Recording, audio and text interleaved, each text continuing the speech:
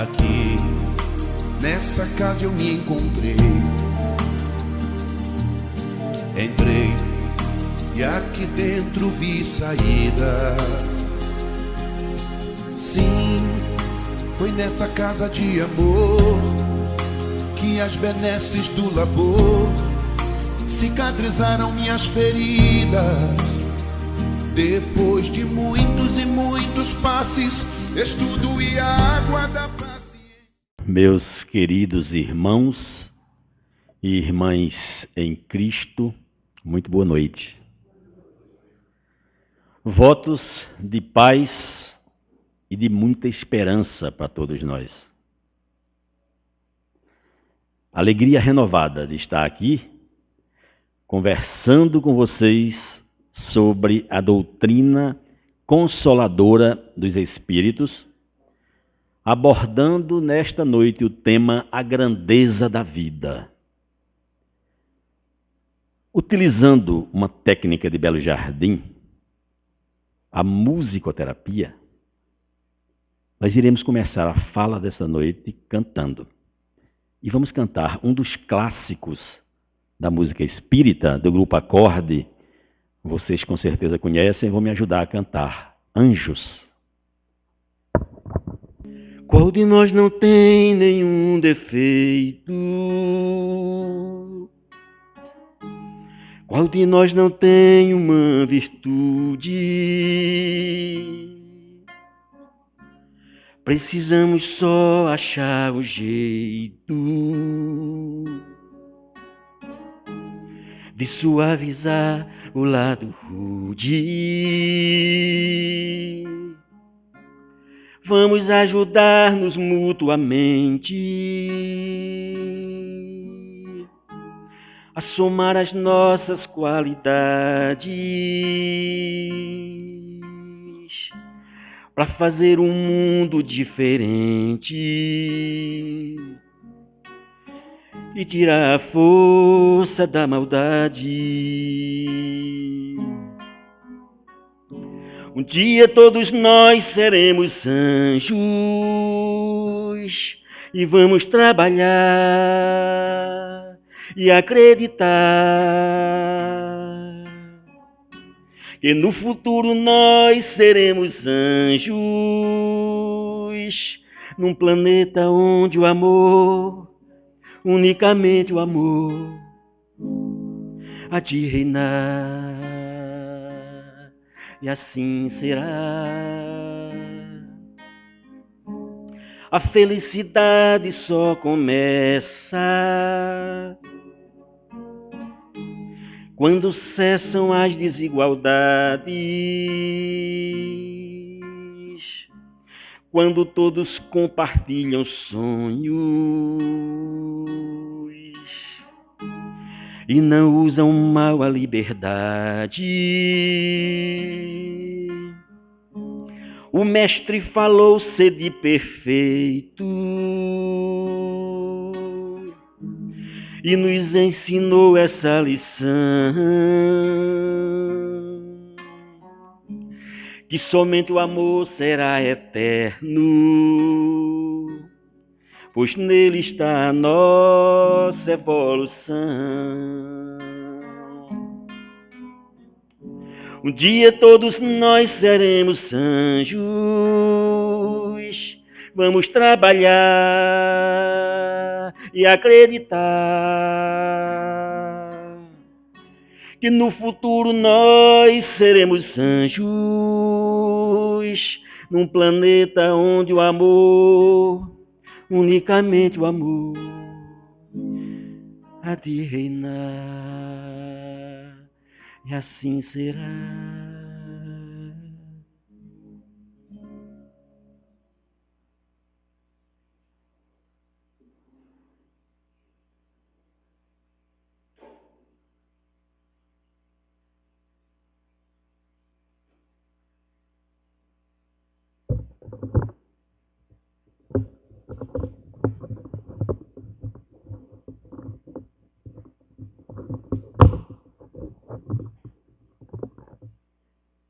Um dia todos nós seremos anjos.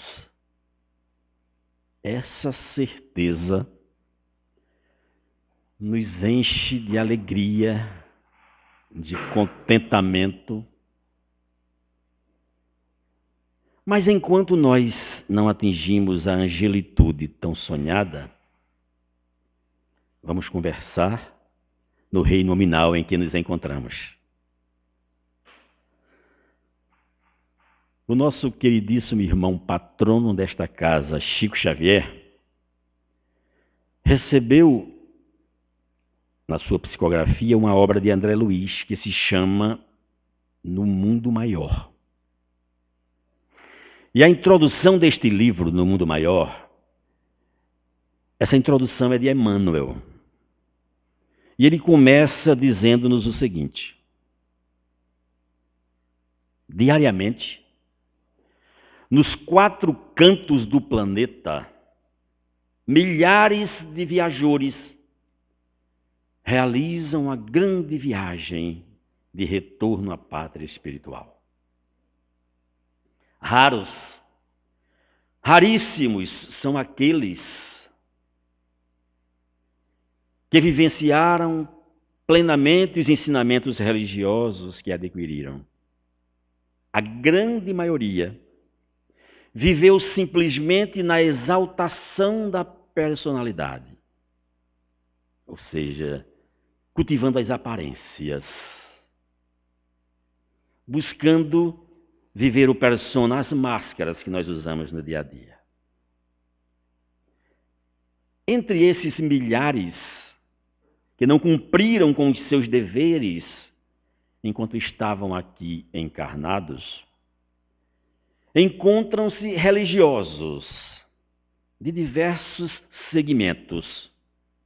Como cristãos, nós poderíamos pensar naqueles padres ou naqueles pastores que, dentro do seu conhecimento religioso e da sua prática cristã, sonhavam em encontrar no mundo espiritual lugares benfazejos, paraísos celestiais. Mas todos nós sabemos que a morte física jamais transformará homens em anjos. Chegando ao mundo espiritual, esses religiosos decepcionam-se com o que encontram. Não encontrando os paraísos tão sonhados. Decepcionados, eles ficam acabrunhados, irritadiços, com um mau humor constante, revoltados até. E aí precisarão reencarnar. Retomando ao mundo físico, eles trazem essas características emocionais de irritabilidade, de ansiedade extrema, de um mau humor constante. E muitos agora encontram a doutrina espírita como uma nova perspectiva de vida. Ou seja, somos nós, espíritas, que experienciamos em encarnações passadas vivências religiosas católicas ou protestantes reformistas. Daí não é tão estranho encontrarmos no meio espírita pessoas mal-humoradas. Talvez aqui em Camusim não haja nenhum espírita mal-humorado, amargo, revoltado, pessimista. Mas é muito comum encontrarmos exatamente por isso. Porque nós somos herdeiros de nós mesmos e nós, apesar de termos estudado os textos bíblicos quando estávamos em outros segmentos religiosos, nós não apreendemos a essência do Evangelho. E quem não compreendeu o Evangelho de Jesus não percebe o sentido nem a grandeza da vida. O Evangelho de Jesus Cristo. Nós não poderemos jamais entendê-lo como um livro, como uma letra morta. O Evangelho é um ser vivo, pulsante. É Jesus falando para nós. E nós sabemos ser Jesus a possibilidade maior que Deus proporcionou à humanidade numa forma de trazer o seu amor para nós em termos de conduta, em termos de ensinamentos. Mas como espíritas, precisamos ter muito cuidado ao estudarmos o Evangelho e na busca da vivência cristã. Vocês observem, por exemplo, que Allan Kardec teve um cuidado todo especial na elaboração da codificação, trazendo inicialmente a obra filosófica, o Livro dos Espíritos. E não é à toa que esta obra inicia-se falando sobre Deus, mostrando-nos um Deus impessoal,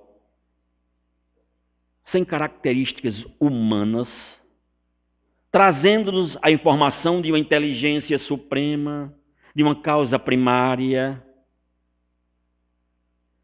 falando-nos sobre os atributos da divindade, para que tenhamos a condição de ampliar a compreensão de Deus, mas sem o desejo de entendê-lo plenamente.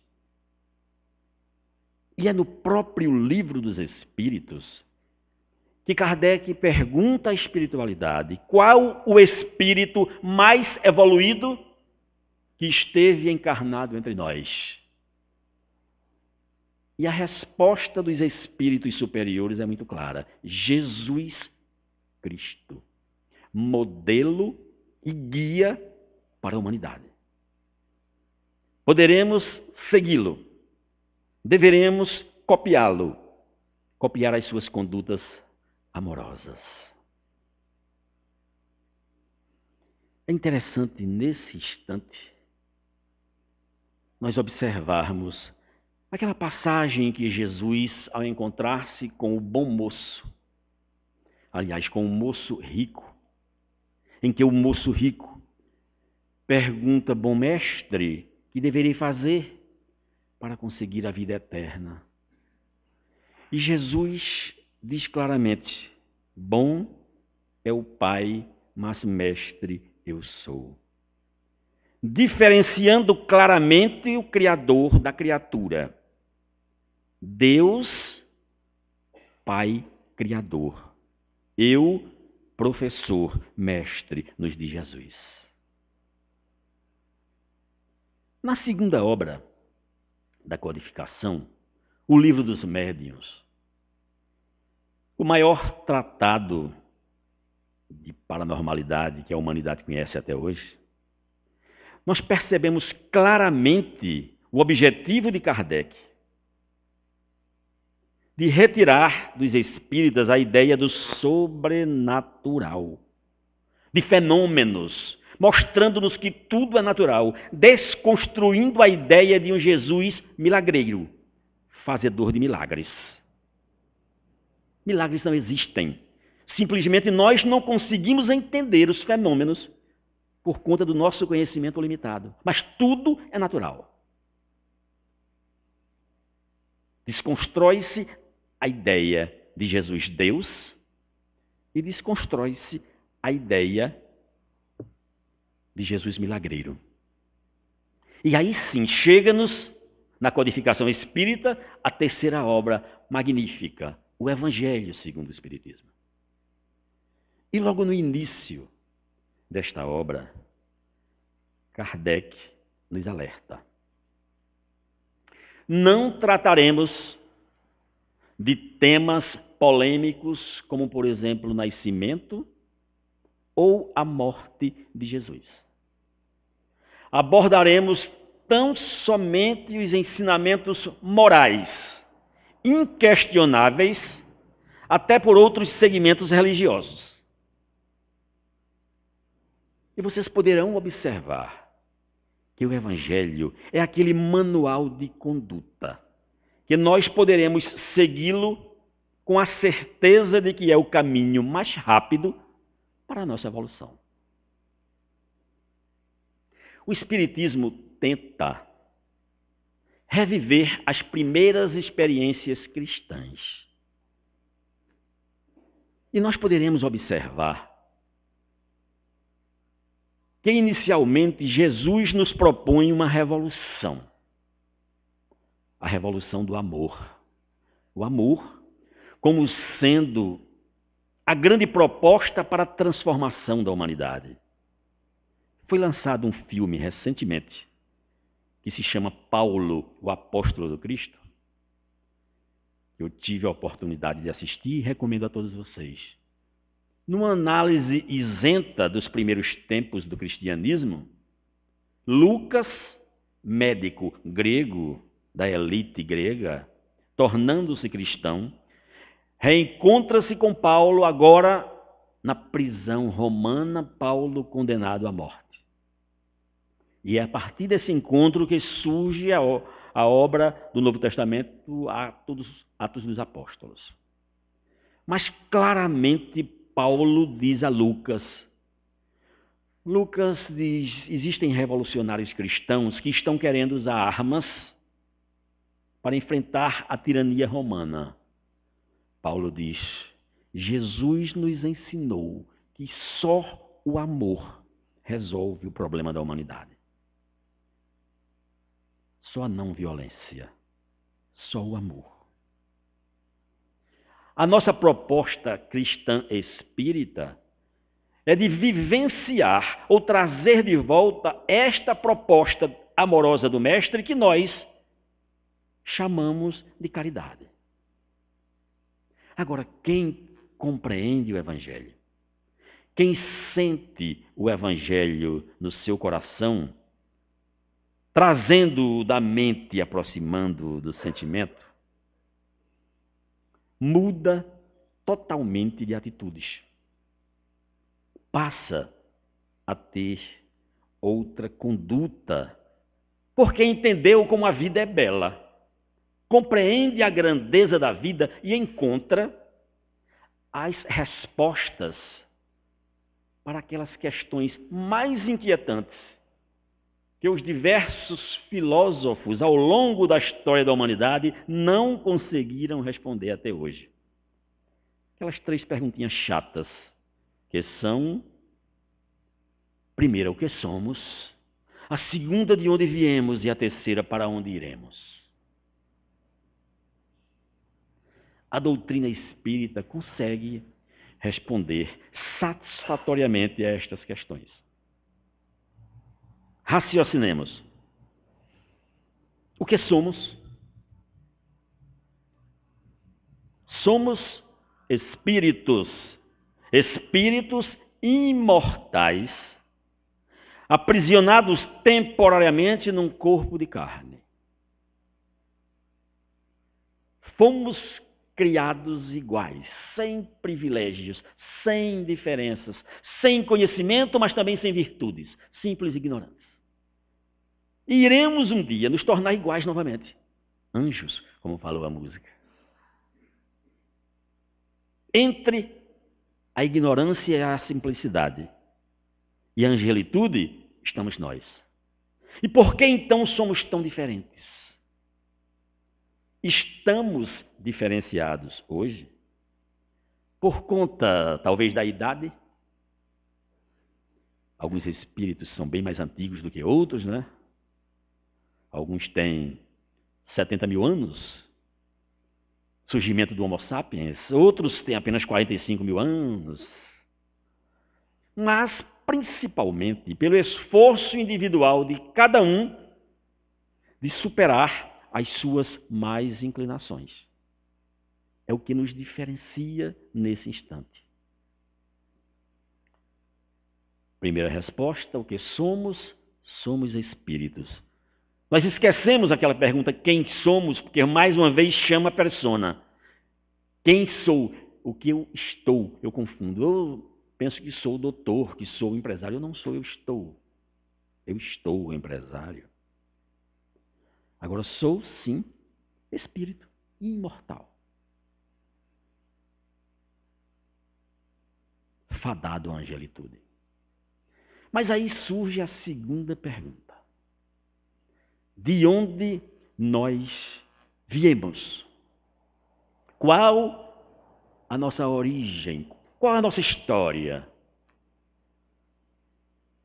Raul Seixas, recitando o Bhagavad Gita, dizia para nós: eu nasci há 10.000 anos atrás. A nossa história não é tão agradável para nós ouvirmos. Quem nos auxilia nessa retrospectiva é um espírito de nome Eusébio, que nesta obra de André Luiz, através de Chico Xavier, No Mundo Maior, é um encontro no mundo espiritual, com estudantes espiritualistas desdobrados durante o sono, entre eles muitos espíritas, como nós estávamos lá. Eusébio vem da colônia Nosso Lar para proferir uma palestra elucidativa para esses irmãos desdobrados. E Eusébio narra o seguinte: numa retrospectiva de aproximadamente 5.000 anos, nós cantávamos hinos de louvor a Krishna nos altos montes do Himalaia, mas descíamos para combater irmãos no vale do Ganges. Nós soletrávamos cânticos de amor universal junto ao Siddhartha Gautama na nossa experiência budista. Mas guerreávamos contra os singaleses e contra os hindus. Nós, na nossa experiência reencarnatória egípcia, nós herdamos a sabedoria dos egípcios, mas nós combatíamos guerras sangrentas à margem do rio Nilo. Na nossa experiência grega, quando reencarnamos na Grécia, nós admirávamos a filosofia e a sabedoria de Pitágoras, mas optamos por seguir o grande guerreiro Alexandre o Grande. Quando reencarnamos judeus, nós líamos os mandamentos de Jeová, mas simultaneamente declarávamos guerra aos filisteus. E quando reencarnamos em Roma, a Roma pagã, nós íamos aos templos oferecer os sacrifícios aos deuses, mas nos arredores dos templos nós tramávamos conspirações fratricidas contra os irmãos romanos. Foi naquele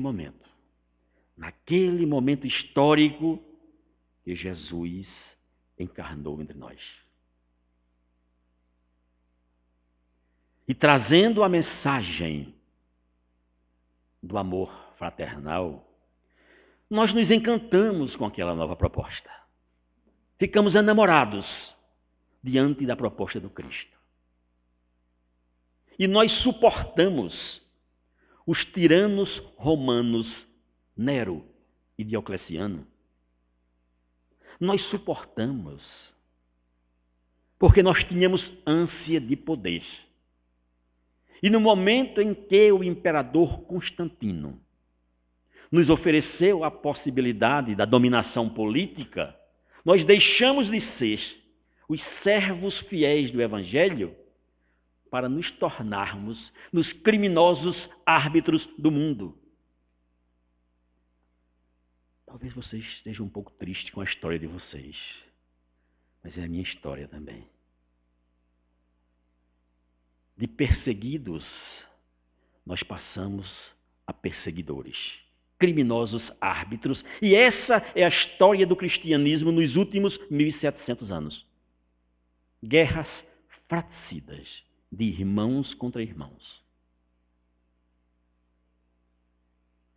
Justificando a permanência dos ensinamentos do Cristo, declaramos guerras aos muçulmanos, às cruzadas violentíssimas. Naquela noite fatídica, noite de São Bartolomeu, católicos franceses entraram em guerra contra os protestantes E numa só noite foram 10.000 homicídios, mais do que toda a mortandade dos cristãos primitivos pelos romanos bárbaros. A escravidão das Américas, a Inquisição, criminosos árbitros do mundo. Essa é a nossa história, de onde nós viemos, e que nesse momento nós reencontramos a mensagem de Jesus como espíritas. Mas precisamos, pouco a pouco, desarmar esses nossos impulsos guerreiros que ainda teimam em habitar no nosso íntimo. Eu tenho certeza que aqui, em Camusim, ninguém se inflamou nessa greve de caminhoneiros, porque eu encontrei espíritas dizendo para mim, eu acho é pouco. Deveriam os agricultores encher as ruas de tratores e bloquear, e uma intervenção militar. Eu disse, meu Deus do céu, são espíritas incendiários, quando deveríamos ser bombeiros.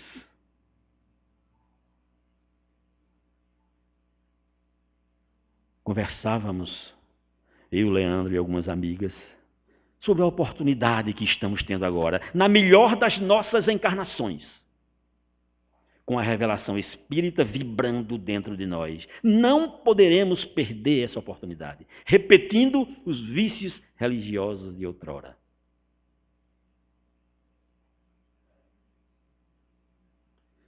Nós temos um grande desafio. Um grande desafio ao reviver o cristianismo.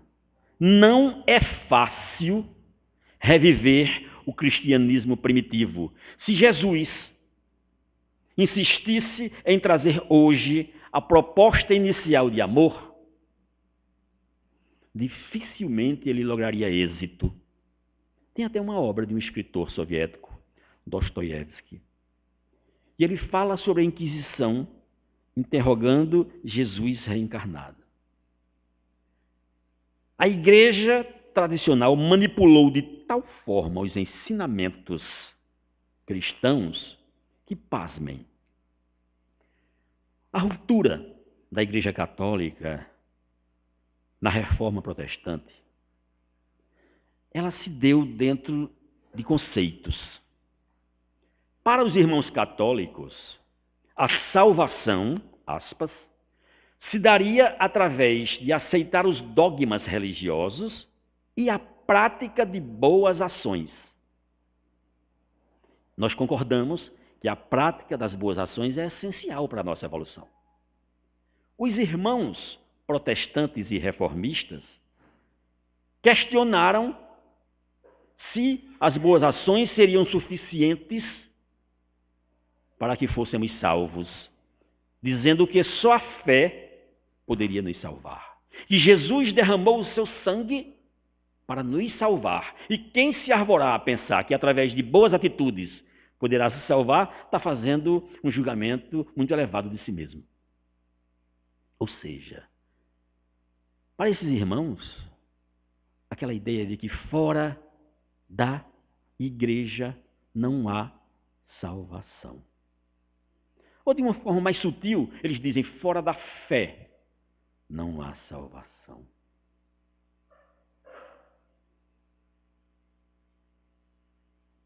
Sabemos o que somos. Sabemos de onde viemos. Para onde nós iremos?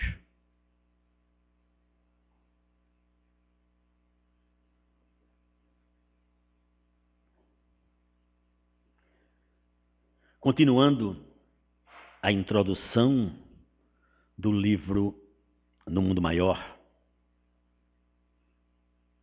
Emmanuel nos diz: esses milhares de viajores que chegam diariamente ao mundo espiritual, vindo dos 4 cantos do planeta, onde abrigar tão estranha e tão cruel caravana?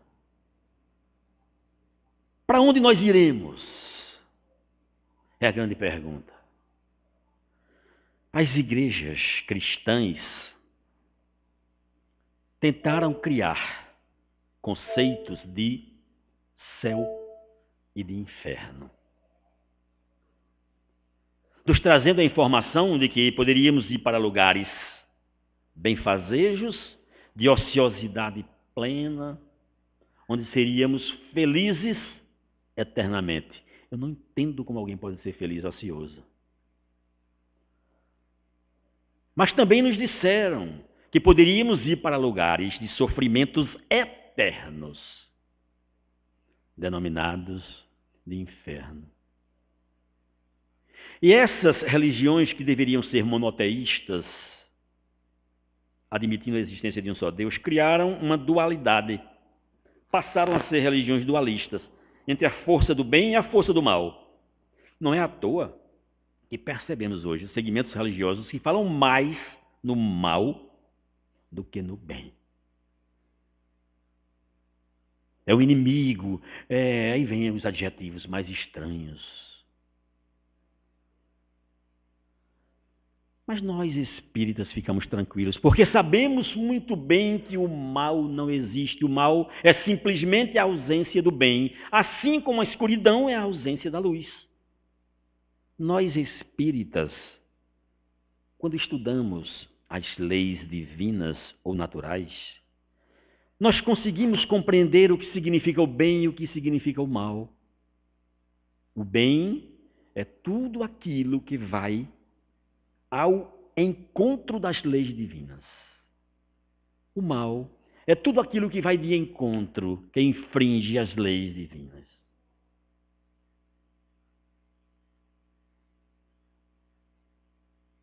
Para onde nós iremos? Dependerá da nossa fé, dependerá das nossas obras. Jesus nos disse a cada um segundo as suas obras. E é interessante nós observarmos que a fé poderá auxiliar o ser humano, no primeiro momento, a inibir as suas más tendências. Mas que esta fé, se ela não for uma fé convicta, mas se for uma questão apenas de acreditar, ela poderá ser utilizada de uma forma fanatizada, fundamentalista, prejudicando a quem a detém. Tem um historiador que faz muito sucesso hoje na mídia, é o Leandro Carnal. E Leandro Carnal, ele teve uma experiência religiosa muito forte, ele foi quase padre. E depois tornou-se ateu. Mas ele diz, ele conversando num livro com o padre Fábio de Mello, eu gosto muito desses debates entre religiões, ele diz: Fábio, eu fui quase padre. Há 25 anos eu sou ateu, mas eu me sinto hoje mais cristão do que era quando era quase padre. Aí eu me lembrei de Frei Beto. Frei Beto, em uma das suas colocações, ele nos diz o seguinte: ele disse: alguns religiosos católicos criticam a postura de Chico Xavier, dizendo que ele conversa com os fantasmas. E esquecem que Chico Xavier é cristão na fé e cristão na prática. E explica mais ainda: Chico Xavier poderia ser uma figura, digamos assim, diferenciada, endeusada, porque milhares de pessoas o procuravam, mas ele recebia com a maior tranquilidade as pessoas e não deixavam nem que as pessoas exteriorizassem atos de adoração. Beijava a mão das pessoas. Chico Xavier poderia ser poderoso, nos diz Frei Beto, porque foi o maior escritor do Brasil, milhares de obras publicadas, mas abdicou de todos os recursos para as obras assistenciais. Então ele é cristão na fé, principalmente nas atitudes e na prática. A nossa fé espírita, é uma fé diferenciada, inabalável. A palavra fé, na sua origem do latim, vem de fides, que significa fidelidade. Fidelidade a quê? A nossa fé é fidelidade à nossa consciência. E onde é que estão as leis divinas? Estão impressas em nossas consciências.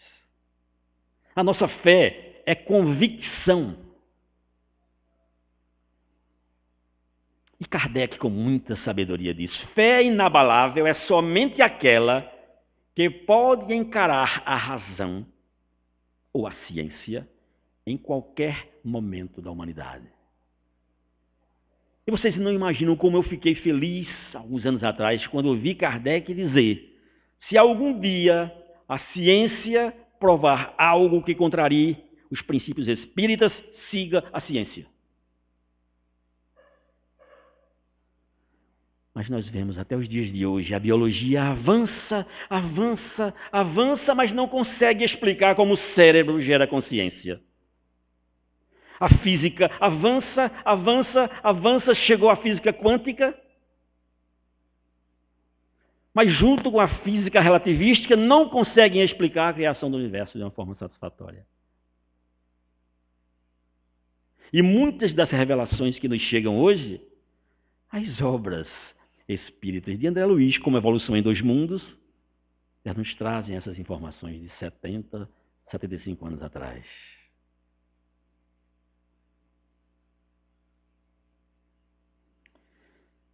Para onde nós iremos quando o livro Nosso Lar chegou à Federação Espírita Brasileira? Vocês imaginem aquele esforço. Emmanuel aproxima-se de Chico e diz: Chico, vou te apresentar um amigo. Esse amigo é um repórter do mundo espiritual que está querendo escrever algumas coisas, alguns livros. É o André Luiz. Chico disse: tudo bem, eu sou um simples instrumento. E foram quase 2 anos de afinização mental entre André Luiz e Chico Xavier, para que pudesse ter início a obra. No lançamento de Nosso Lar, as informações foram tão chocantes sobre o que significa o mundo espiritual, sobre como nós nos encontraremos após a morte física, que a Federação engavetou por 2 anos a publicação de Nosso Lar. Para hoje para nós é coisa de rotina. Que coisa simples. Dr. Inácio Ferreira, então, quando vem nos relatar experiências quase físicas no mundo extrafísico, algumas pessoas dizem: não, aí também é demais. Mas as revelações, as informações irão chegando paulatinamente para percebermos com clareza que o corpo espiritual apresenta possibilidades muito semelhantes ao corpo físico. Convicção, fé inabalável. O espírita, naturalmente, desenvolve uma confiança maior em Deus. Quando nós imaginávamos o Deus antropomórfico, o Deus quase humano, aquele Deus que tinha interesses pessoais e que nós estabelecíamos processos de troca de favores, muito explorado nos dias de hoje pelas igrejas neopentecostais, muitas vezes ficávamos sem entender como Deus permite tamanha injustiça. Uma pergunta sempre me inquietava. Deus é onisciente. Ele sabe o que vai acontecer. Só temos uma existência. Ele nos dá o livre-arbítrio e ele sabe que eu vou usar para o mal. Onde é que está a bondade dele? Eu não entendia a onipotência de Deus. Se ele pode tudo, por que ele permite tamanhas injustiças no mundo?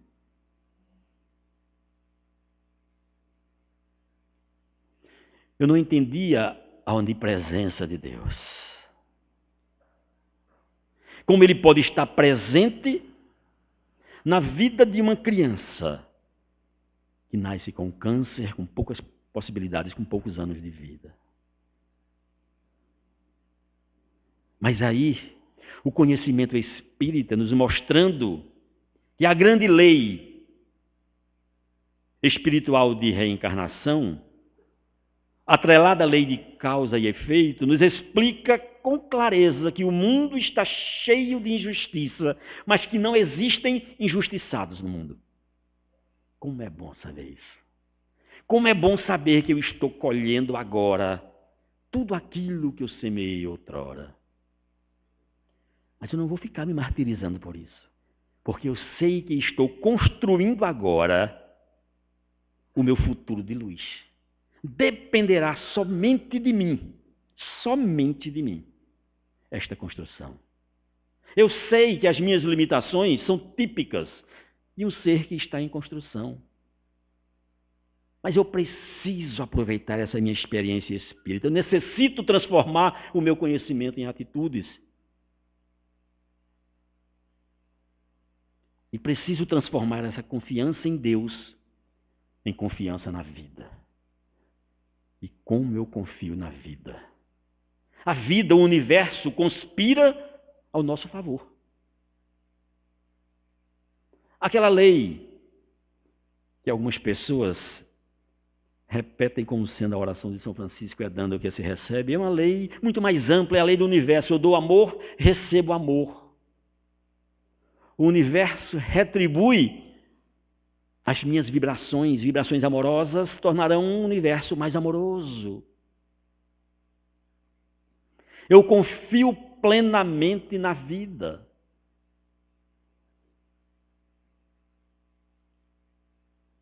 O mundo está tão melhor. Nunca se amou tanto como nesse momento. Nunca tantos voluntários estão buscando trabalho benfazejo.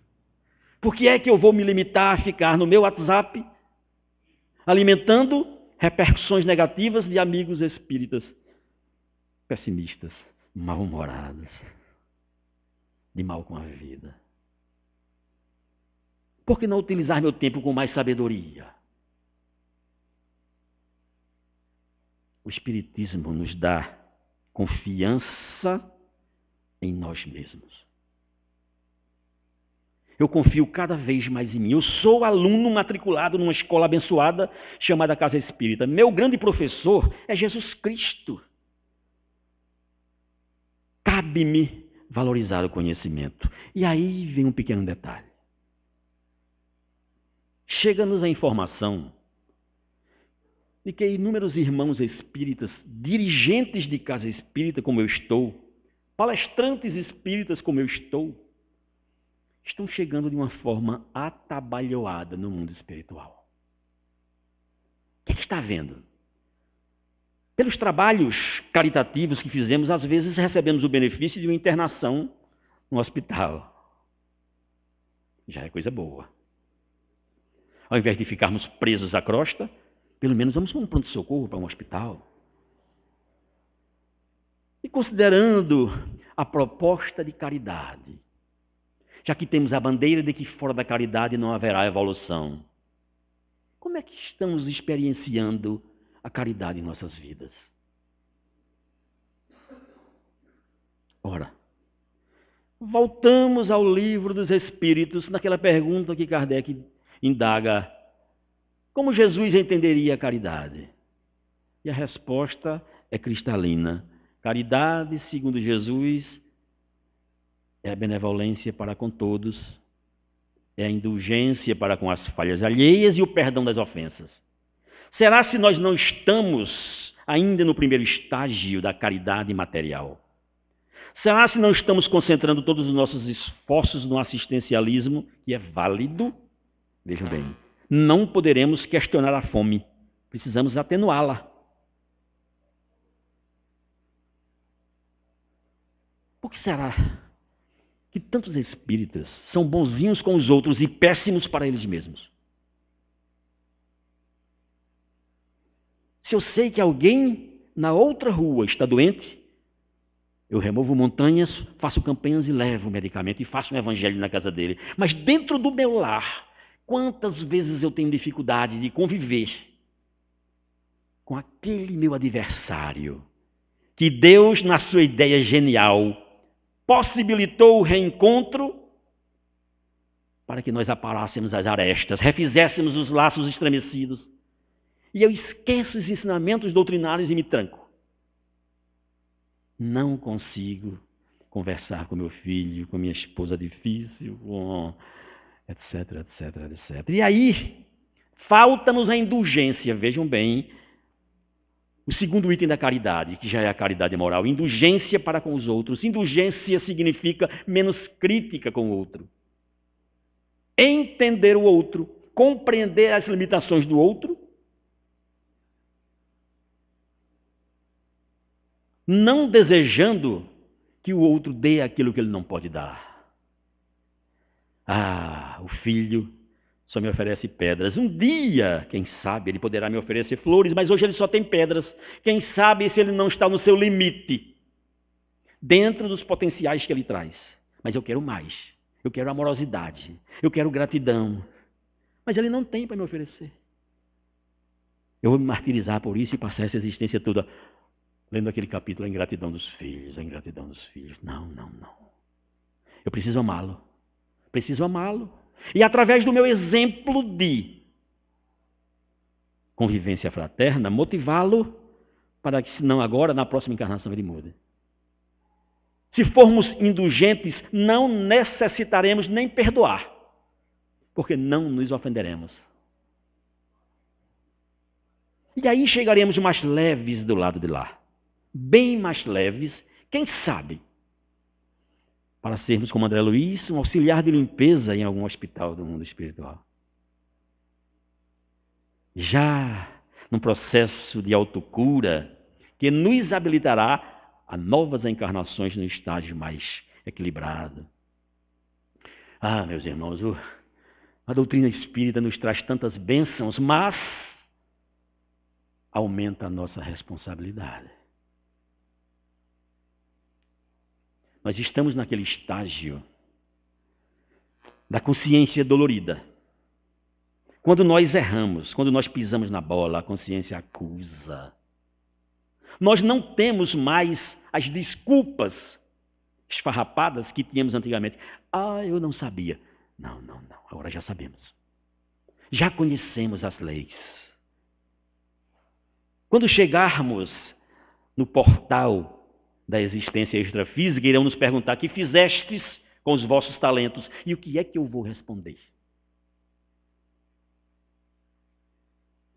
Precisarei responder. Não poderei enterrar os meus talentos. Eu já tenho a possibilidade de consolar. Levarei o consolo. Eu já tenho a possibilidade de abraçar. E através da abraçoterapia transmitir uma energia maravilhosa. Eu irei abraçar. Precisaremos fazer agora a diferença em nossas vidas. Porque se aumenta-nos a responsabilidade, aumenta-nos também as possibilidades. O Espiritismo renova-nos as atitudes. Nós diminuímos os nossos preconceitos. Nós valorizamos cada vez mais as mulheres. As mulheres que sofrem e sofreram tanto ao longo da história da humanidade. Seres inferiores, impossibilitadas de falar nas sinagogas, seres que não conseguiam trabalhos dignos, que até hoje não recebem a remuneração condizente com os homens. Nós espíritas, diferentemente de outras religiões que não permitem nem que as mulheres celebrem seus cultos, nós temos dirigentes palestrantes, temos dirigentes de casas espíritas mulheres, temos palestrantes espíritas. Abrimos as nossas portas. Nós, espíritas, vivemos administrando as aflições da vida. Jesus nos disse: no mundo tereis aflição, no mundo tereis a dor. Mas Jesus não disse: no mundo tereis sofrimento. A possibilidade de passar pela experiência da dor sem transformá-la em sofrimento é enorme agora com o conhecimento espírita. Poderemos entender a dor como um processo de libertação, é aquela doença expiatória que nos liberta de débitos enormes que nós tínhamos. Entendendo as aflições, as causas anteriores, mas entendendo principalmente as causas atuais das aflições, humildemente reconhecendo-se criador de processos aflitivos nos dias de hoje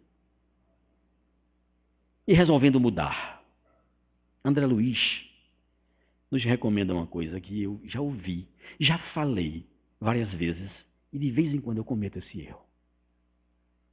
Vejam que sabedoria de André Luiz. Ele disse o seguinte: em hipótese alguma deveremos comentar o mal, porque toda vez que comentarmos o mal, ficaremos intoxicados com esse próprio mal. Notícias ruins. Deveremos evitar comentá-las. Elas já são ruins por si mesmas. Por que ficar repassando notícias ruins, se temos a possibilidade de falar sobre coisas boas? Em resumo, não poderemos deixar que os problemas de nossa vida nos impeçam de enxergar a grandeza da vida. Paz e esperança para todos e a certeza de que o amor de Deus por nós é imenso. E se vocês me permitirem, eu vou concluir cantando Amor Imenso, de Nando Cordel.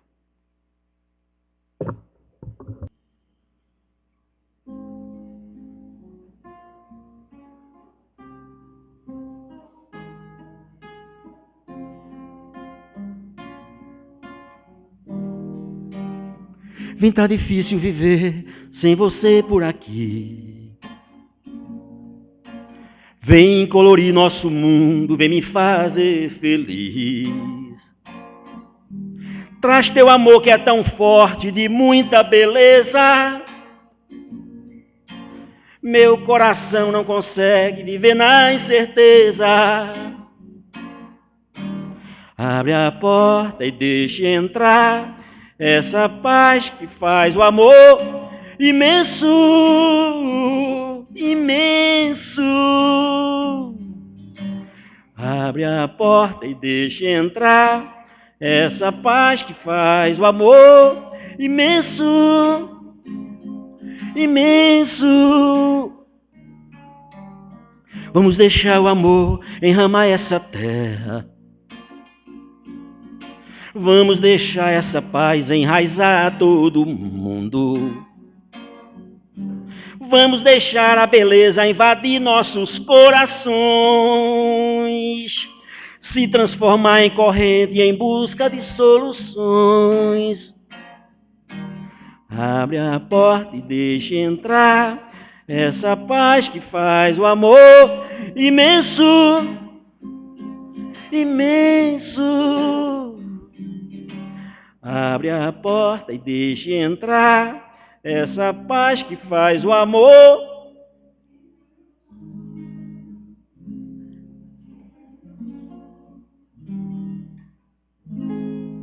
Vamos orar?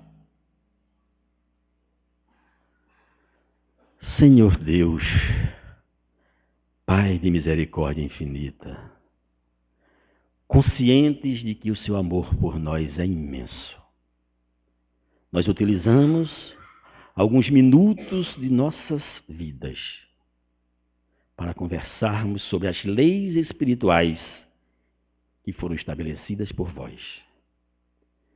Para conversarmos sobre o Evangelho de Jesus Cristo, que é bússola segura em nossas vidas. Desejamos seguir os passos do Mestre Jesus. Solicitamos o amparo dos nossos benfeitores espirituais, dos nossos protetores, para nos mantermos firmes em nossos propósitos.